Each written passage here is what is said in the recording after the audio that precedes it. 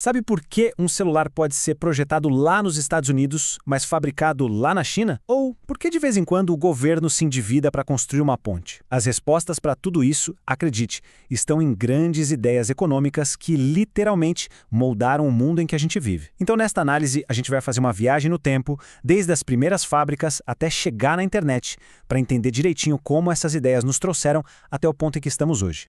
Para começar essa nossa conversa, olha só essa pergunta. Por que a água, que é super útil pra gente, vale tão pouco, enquanto um diamante que, vamos combinar, não tem tanta utilidade assim, vale uma fortuna? Parece simples, né? Mas a resposta para esse enigma define boa parte da nossa economia. E para encontrá-la, a gente precisa voltar mais de 200 anos no tempo e entrar na mente de um dos pensadores mais importantes da história. E aí a gente entra na nossa primeira grande parada, a mão invisível do mercado. Para entender o impacto disso, tenta imaginar um mundo onde reis e governos controlavam absolutamente tudo no comércio. Tudo mesmo. Foi aí que, lá no século XVIII, surgiu uma ideia revolucionária. E se a economia pudesse funcionar por conta própria? Sabe, como se fosse um relógio preciso, sem ninguém precisar ficar dando ordens o tempo todo. Pois é.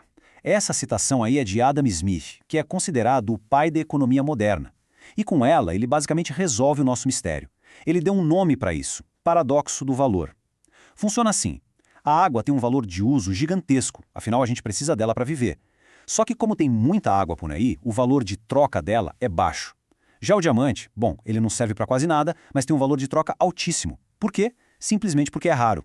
Ou seja, o que define o preço de algo não é o quanto aquilo é útil, mas o quão difícil é de encontrar, a escassez. E olha, essa ideia do paradoxo do valor não surgiu do nada. Na verdade, ela era a base de uma corrente de pensamento muito maior, o liberalismo clássico. Pra gente hoje, isso pode até parecer meio óbvio, mas na época, nossa, era uma bomba. Era um pensamento que batia de frente com séculos de mercantilismo, aquele sistema em que os governos controlavam o comércio com mão de ferro, sabe? A proposta liberal era quase um grito de liberdade. Deixem as pessoas produzirem, comprarem e venderem em paz. E é aqui que entra a parte mais famosa, a tal da mão invisível. A grande sacada do Adam Smith foi a seguinte: quando cada um busca o seu próprio interesse, pensa só, o padeiro querendo vender o pão dele e a gente querendo comprar pelo melhor preço. No fim das contas, todo mundo acaba ajudando a sociedade, mesmo sem querer. É a competição que, sozinha, ajustaria os preços e a qualidade dos produtos. Seria uma espécie de ordem natural que traria prosperidade para todo mundo. Bom, e por um bom tempo, por décadas, essa ideia pareceu funcionar perfeitamente. O capitalismo industrial cresceu, as coisas prosperaram, parecia que a tal mão invisível estava dando conta do recado. Até que chegou 1929. E foi aí que essa mão invisível pareceu simplesmente soltar as rédeas da economia mundial. O resultado? Um colapso como nunca se tinha visto antes. E o que veio depois foi uma verdadeira catástrofe humana. A gente fala em Grande Depressão, mas não era só um gráfico de ações despencando. Eram milhões e milhões de pessoas sem emprego, sem ter o que comer, sem esperança nenhuma. Essas filas para conseguir um prato de sopa, como essa que a gente vê na imagem, se tornaram o símbolo mais triste de que, sim, a mão invisível tinha falhado. E feio. Mas por que tudo quebrou? O ponto central foi o que os economistas chamam de crise de superprodução. Pensa comigo, as fábricas estavam a todo vapor, cada vez mais eficientes, produzindo um volume absurdo de coisas. O problema é que os salários das pessoas não acompanhavam esse ritmo. Então qual foi o resultado? Lojas e mais lojas com as prateleiras lotadas de produtos que ninguém tinha dinheiro para comprar. Uma hora a conta não via fechar. Olha, aquele colapso de 1929 foi um divisor de águas. Mudou tudo. Aquela confiança quase cega de que o mercado se resolveria sozinho simplesmente desmoronou. Ficou muito claro para todo mundo que o sistema, se deixado por conta própria, não era perfeito não. Ele podia quebrar, sim. E o pior, ele não conseguia se consertar sozinho. Estava na hora de pensar em uma nova ideia.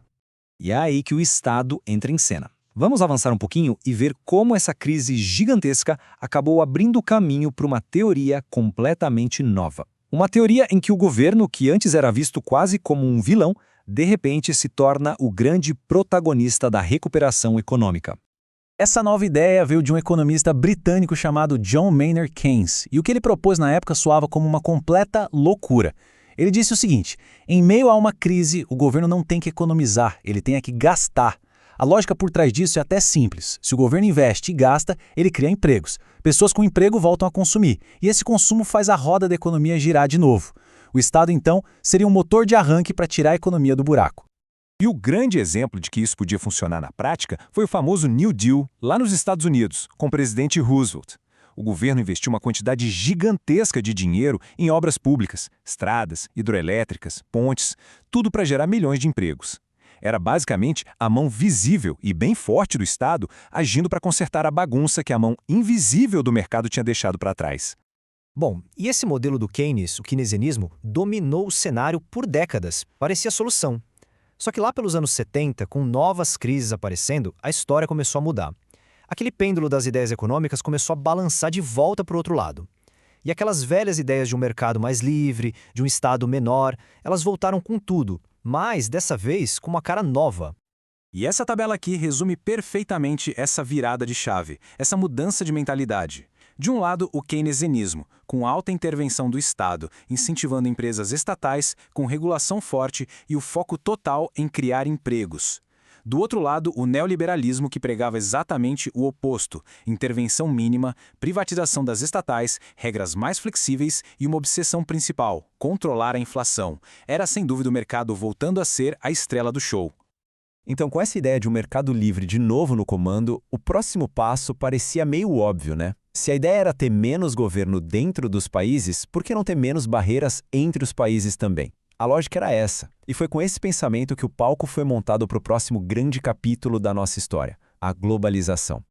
E o que é a globalização, afinal? Pensa nela como o neoliberalismo em escala mundial, turbinado pela tecnologia, principalmente a internet. É um mundo onde as fronteiras econômicas praticamente desaparecem. É dinheiro sendo investido do outro lado do mundo com um clique. É aquele produto que foi desenhado na Califórnia, fabricado em vários países da Ásia e vendido aqui na esquina de casa. É tudo conectado, tudo se movendo numa velocidade que é até difícil de acompanhar. Essa frase aqui captura a essência disso de um jeito brilhante. Hoje em dia, um produto complexo, como um carro, não tem mais uma nacionalidade definida. As peças vêm de tudo quanto é canto do mundo e a montagem acontece onde for mais barato, mais eficiente.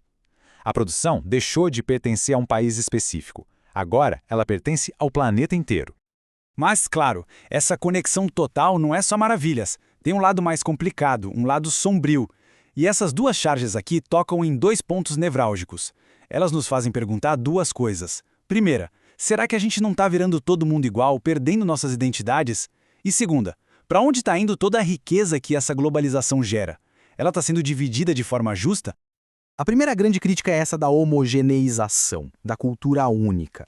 A charge ilustra isso muito bem, né? A ideia de um padrão global que vai passando por cima, engolindo as culturas e tradições locais. O grande receio é que, no fim das contas, a gente acabe todo mundo usando a mesma marca de roupa, ouvindo a mesma playlist e comendo na mesma rede de fast food. E aí? O que sobra do que nos torna únicos, diferentes?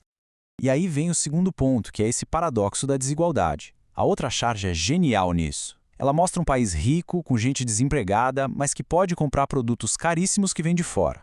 E do outro lado, um país pobre, com um monte de gente trabalhando em condições ruins para produzir esses mesmos produtos, mas que não tem dinheiro para comprá-los. Ou seja, a produção vai para onde a mão de obra é barata, mas o consumo fica concentrado onde o dinheiro já está. E tudo isso nos traz a esta pergunta final, que talvez resuma a grande tensão do mundo que a gente vive hoje. A globalização, que chegou com a promessa de unir todo mundo, de conectar o planeta, ela está de fato criando uma comunidade global mais justa para todos? Ou será que ela está, na verdade, aumentando ainda mais o abismo entre aqueles que aproveitam os benefícios e aqueles que ficam para trás só olhando da janela? É uma pergunta que, até hoje, continua sem uma resposta definitiva.